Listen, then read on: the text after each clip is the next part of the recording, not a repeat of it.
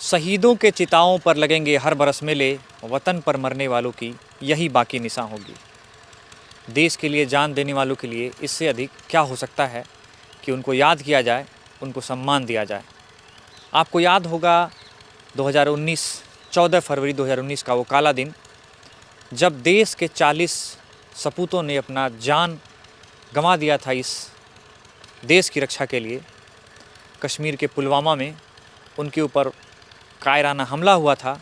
RDX से भरी एक गाड़ी उनके कॉन्वॉय में आकर टकराई और 40 जवान शहीद हुए। उसमें से एक शहीद महाराजगंज के रहने वाले पंकज त्रिपाठी थे। उनके शहीद स्मारक पर हम मौजूद हैं। आप देख सकते हैं, अगर इधर कैमरा पैन करके दिखाएं, ये उनकी याद में बनाया गया वो स्मारक है जो उनके गांव में ही बनाया गया है। हरपुर उनका गांव है, फरिंदा के पास पड़ता है, और ये पीछे उनकी एक प्रतिमा स्थापित की गई है, उनकी याद में बनाया गया है, ताकि देश के उन जवानों को हम याद करें जिन्होंने देश के लिए अपना जान प्राण न्यौछावर कर दिया। हमारे साथ उनके पिताजी हैं, उनसे जानते हैं कि एक शहीद जब शहादत देता है उस समय पूरा देश उसको याद कर रहा होता है, पूरा देश उसके आगे सर झुका रहा होता है। लेकिन जब समय बीतता है तब उस परिवार को जिसे वो वीर पीछे छोड़कर गया होता है देश के लिए, उस परिवार के साथ कौन खड़ा है और वो परिवार कैसे अपना जीवन यापन कर रहा है, वो बातचीत करेंगे। चाचा, क्या नाम है आपका? जी, मेरा नाम है ओम प्रकाश त्रिपाठी। ओम प्रकाश त्रिपाठी। मेरा ग्राम है हरपुर, एक छोटा सा टोला बिलहिया है, उसी पर मैं निवास करता हूँ। जनपद मेरा महाराजगंज है, थाना फरेदा है और तहसील भी हमारा फरिंदा है।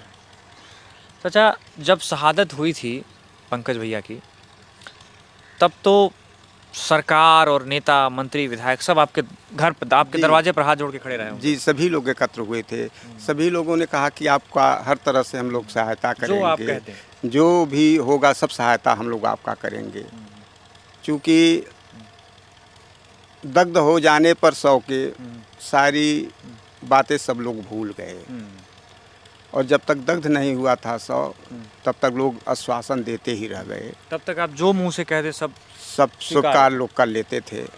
लेकिन उसके बाद कोई पूछने वाला नहीं मिला कि आप किस तरह से जी रहे हैं, क्या कर रहे हैं, कैसे जीविका आपकी चलेगी। चूँकि हर पिता अपने पुत्र को जन्म देने के बाद यह सोचता है कि मेरे बुढ़ापे में सहारा होगा, मेरा वही बालक सहारा होगा। मेरा सहारा तो टूट गया। देश का सहारा बने वो। और देश का सहारा बनने के बाद भी हमको सरकार यह नहीं समझी कि इनका भी हम कुछ सहारा बनते रहें। कोई भी ऐसा नहीं निकला। कुछ हमको, जैसे राज्य सरकार आई तो राज्य सरकार ने कहा कि आपको हम 5 लाख रुपया बुला करके लखनऊ में कही कि 5 लाख रुपया पिता को मिल जाएगा, 15 लाख शहीद के पत्नी को। सरकार दे दी 15 लाख और 5 लाख। लेकिन उसके बाद फिर कोई पूछने वाला नहीं मिला। 5 लाख में जीवन कैसे कटेगा? और आज 5वां साल हो गया, फिर कोई यह नहीं पूछा कि आप किस तरह से जी रहे हैं, कैसे जी रहे हैं। संजोग बस साल भर के बाद मेरी पत्नी का भी देहांत हो गया। हम लोगों को कोई भोजन देने वाला नहीं है और बहुत समस्या है। तो क्या करिएगा, ये संसार है। जब तक हाथ में लाठी रहती है तब तक सब लोग राजा रहते हैं। हाथ से लाठी छूट जाती तो कोई पूछता नहीं है किसी को। सभी लोगों का यह कार्यक्रम है। तो वही हमारी भी दशा है, पड़े हुए हैं, जी रहे हैं, और प्रकृति मेरे साथ जो कर रही है वही करेगी। पूर्व समय का मेरा जो संस्कार है वही मैं भोग रहा हूँ।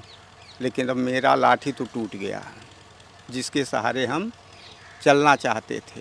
बुढ़ापा जिसके सहारे पार लगाना चाहते थे। तो लाठी हमारी ख़त्म हो गई। जब बालक मेरा चला गया तो मेरा सहारा कौन बनेगा? अब कोई हैया नहीं है।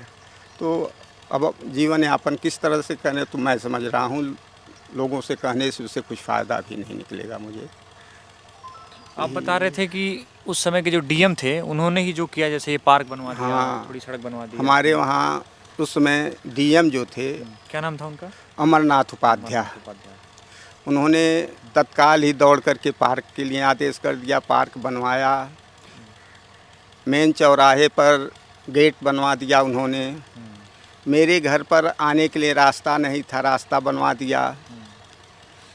उन्होंने कहा कि कोई और काम, हमने कहा एक जो है खेल मैदान बनवा दीजिए, उसका भी ज़मीन दे करके उन्होंने आदेश कर दिया।